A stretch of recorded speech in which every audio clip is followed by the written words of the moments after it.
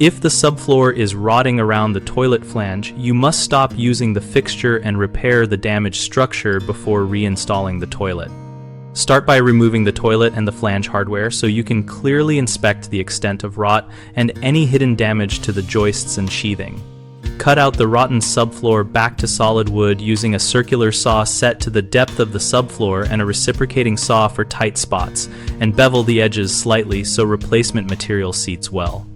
Measure and cut a replacement patch of exterior-grade plywood or tongue and groove subfloor to match the removed area, and use blocking between joists sized to fit snugly so the patch has full bearing on both sides.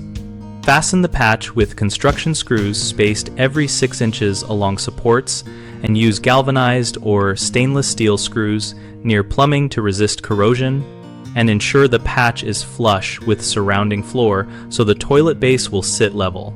Refasten the flange to the new solid wood or to blocking with long stainless steel screws so the flange cannot move under load, and if the flange sits below finished floor height, raise it with a flange spacer ring or replace with a deeper flange rather than stacking materials.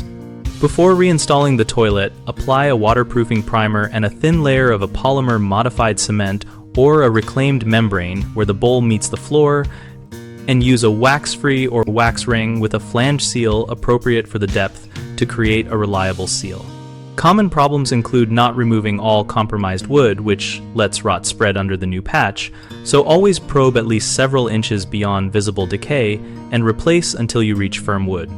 Another issue is attaching the flange only to the tile or thin veneer, which will fail under load, so add blocking and fasten into solid joist or subfloor and use long corrosion-resistant screws.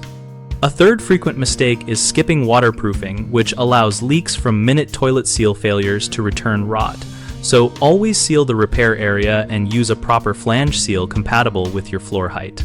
We operate bighomeprojects.com, where we help homeowners connect with local contractors, and where contractors can find new work and list their services.